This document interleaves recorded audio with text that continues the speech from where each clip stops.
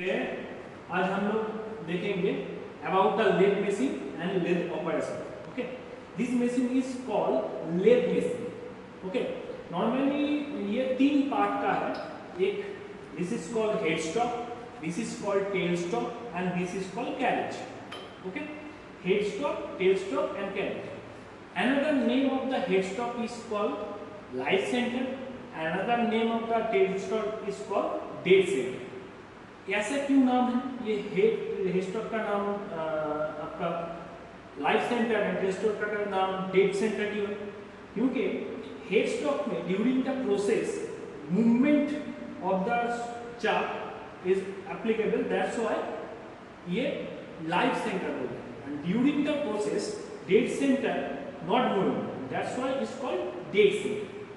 इससे पहले बोल दूं, लेथ मशीन का दो नाम और है। एक नाम है यूनिवर्सल मशीन, अनदर नाम है mother of machine. Universal machine क्यों? यहाँ पे बहुत सारे ऑपरेशन हम लोग प्रिपेयर कर सकते हैं with the help of lathe machine, जैसे turning operation, facing operation, booking operation, parting operation, drilling operation and so on. That's why it's called universal machine. And mother of machine क्यों? ये खुद का पार्ट खुद ही prepare कर सकते हैं। That's why it's called mother of machine. अब आ जाता है हेड स्टॉक। बोल सर, हेड स्टॉक में क्या होता है? ये पावर हम लोग ऑन करेंगे, पावर जाएगा स्टार्ट ऑन ऑफ स्विच में, and then come to the starter switch, that is starter switch. This switch have three components, that is off, R and forward. F, off means off, R means reverse direction movement and F means forward direction movement. Reverse direction movement means the chuck movement is anti-clockwise movement for the reverse direction and clockwise movement for the forward direction. Okay, as per requirement हम लोग को जो चाहिए वो हम लोग use करेंगे। ठीक है, इसके बाद पावर जाता है ये मोटर में, that is called DC motor. DC motor power goes to this rotational movement goes to the this system and come here with the help of the V belt. This is called V belt. Okay, now come the motion, this component, this is called belt pulley system. This is belt pulley system. Okay, this is also a V belt और यहाँ पे देखो 1 2 3 4 groove है, that means we have 4 grooves, that means we have 4 spindle speed.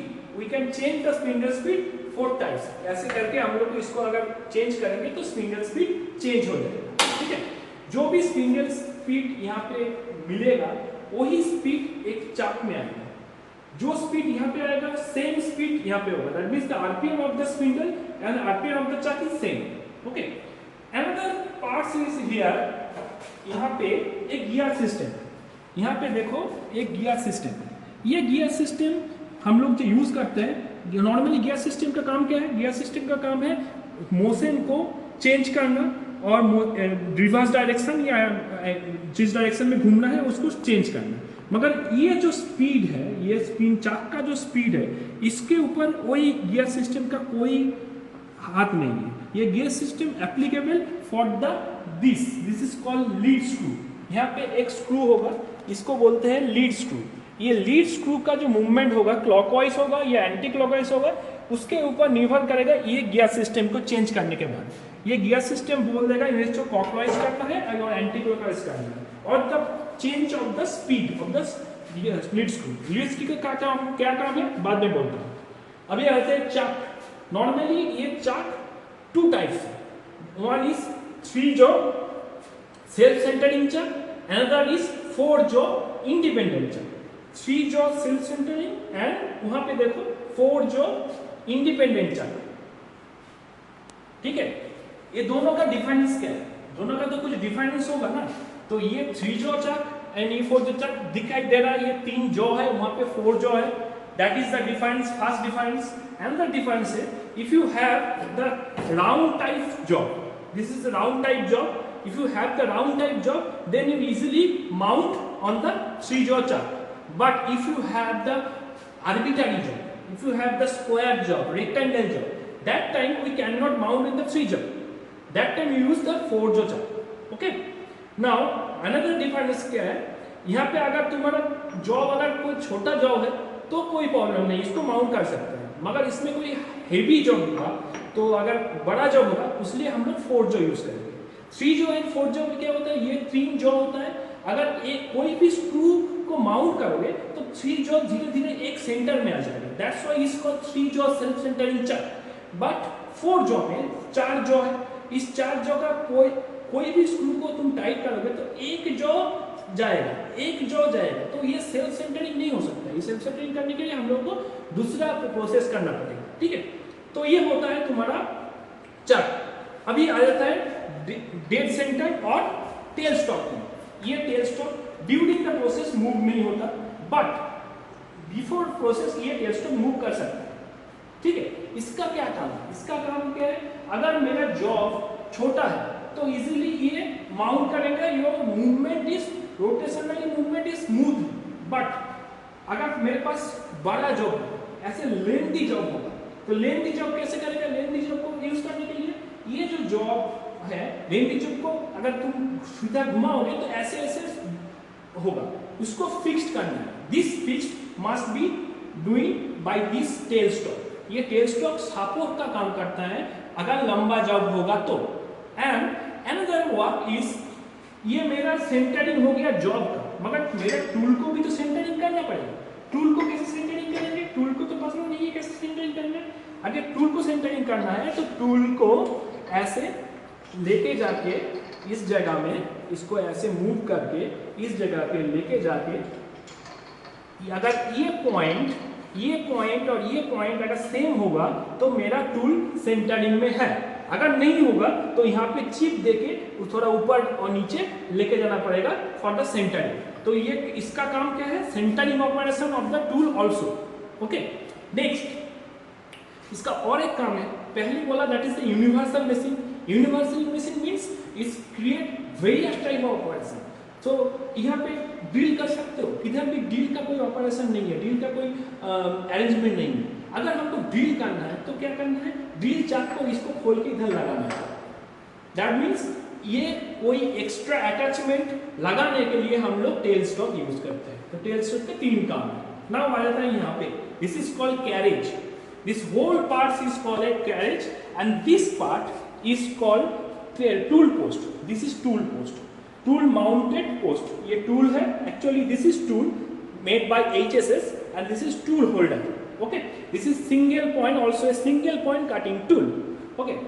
Now if you mount that, then we can move this and this for the table movement with the help of 2 wheels.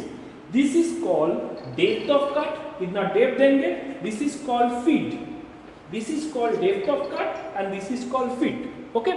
Now if you want to doing the taper turning operation, if you want to the thread cutting operation, उस time क्या होगा, उस time तुम लोग अगर हाथ से ऐसे मूवमेंट करोगे तो सही पिच लेके नहीं जा पाओगे, सही डिस्टेंस लेके नहीं जा पाओगे।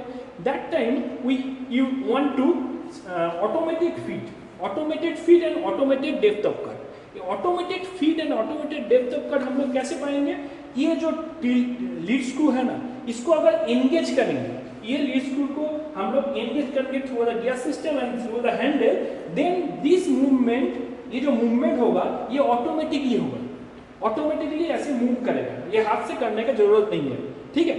तो इस तरह से हम लोग इसको माउंट करेंगे और ये अरेंज करेंगे, ठीक है। तो अभी हम लोग क्या करते हैं, हम लोग इसका जो turning operation and facing operation दिखाते हैं, ठीक है। ये पहले हमको ये टूल को माउंट करना पड़ेगा ऐसे, इसको बोलते हैं चाक की, इसको बोलते हैं चाक की। ये चाक की घुमा के हमको इसको माउंट करना पड़ेगा मेरा टूल को, ठीक है। टूल अगर सेंटरिंग में होगा तो कोई प्रॉब्लम नहीं होगा, ये सेंटर टूल को हम माउंट कर देंगे। अभी जॉब को क्या करना है, ये बोलते हैं चाक की, ये चाक की, ये इसको बोलते हैं टूल पोस्ट की और इसको बोलते हैं चाक की। चाक की को हम लोग टाइट करेंगे as per the requirement of job. अभी इसको टाइट करेंगे, हो गया टाइट। अभी हम लोग क्या करेंगे, थोड़ा सा डेप्थ करेंगे, डेप्थ काट देंगे और थोड़ा सा एंगल भी देंगे, क्योंकि जो काटिंग ऑपरेशन होगा कुछ एंगल में काटना पड़ेगा। सिंगल पॉइंट कटिंग टूल है, तो single point cutting tool means एक सिंगल एज में काटेगा। ये देखो, ये थोड़ा सा डेप्थ देंगे, उससे पहले इसको ऑन कर लेते हैं। और इसको क्या चाहिए, हमारा टूल इधर है तो हमको रिवर्स डायरेक्शन मूवमेंट चाहिए। तो ये रिवर्स डायरेक्शन मूवमेंट हो गया। अभी हम लोग थोड़ा सा डेप देंगे, थोड़ा सा डेप देके इसको हम जस्ट फीट दे देंगे। तो क्या होगा, धीरे धीरे वो मटेरियल रिमूव करेगा। मटेरियल रिमूव करते करते उसका टर्निंग ऑपरेशन बनेगा। Turning operation means reducing the diameter of this block. ये जो ब्लॉक है, इस ब्लॉक को डायमीटर को रिड्यूस करना है। मतलब तुम्हारे पास अगर सपोज 40 mm का डायमीटर है और हमको चाहिए सपोज 20 mm, दैट मीन्स हम लोग को 20 mm घटाना है। वो एक पास में नहीं होगा, 4-5 पास देके हम लोग इसको रिमूव कर सकते हैं। तो ये हो गया तुम्हारा टर्निंग ऑपरेशन। यहाँ पे जो निकल रहा है उसको बोलता है chip. Chip normally 3 types, continuous chip, discontinuous chip and continuous or built up edge. Continuous chip used for the actual contribution जो यहाँ निकलता है वो है सॉफ्ट मटेरियल, डक्टाइल मटेरियल के लिए हम लोग कंटिन्यूअस चिप निकलता है और हार्ड मटेरियल के लिए ब्रिटल चिप निकलता है। ठीक है, डिसकंटिन्यूअस चिप जो है ये हो गया तुम्हारा टर्निंग ऑपरेशन। ये और भी स्मूथ हो सकता है, अगर मेरा टूल और भी शार्प होगा तो ये स्मूथ होगा। ठीक है, और ये इसको बोलते हैं टर्निंग ऑपरेशन। अगर हमको ये फेस, ये जो फेस देख रहे हो इसको फ्लैट करना है, ये तो फ्लैट नहीं है, तब हम लोग क्या करेंगे, इसको फ्लैट करेंगे। उसको लिए हम लोग को क्या करना पड़ेगा, थोड़ा एंगल चेंज करना पड़ेगा। ये यहाँ पे लग रहा है तो पहले हमको इसको खोल लेते हैं, थोड़ा एंगल चेंज करेंगे।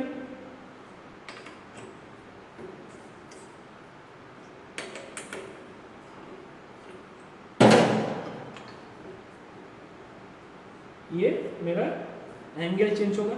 उस टाइम क्या था, ये मेरा डेप्थ ऑफ कट था, ये फीड था, मगर ये फेसिंग टाइम में ये उल्टा हो जाएगा। ये हो जाएगा तुम्हारा डेप्थ ऑफ कट, ये हो गया तुम्हारा फीड। तो हम लोग क्या करेंगे, यहाँ पे डेप्थ ऑफ कट देंगे।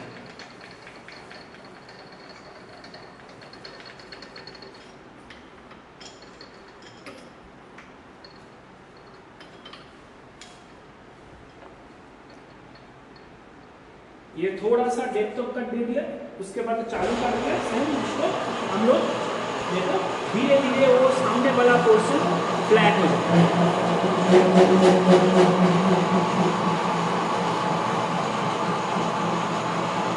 ये जो निकल रहा है same, that is the chip.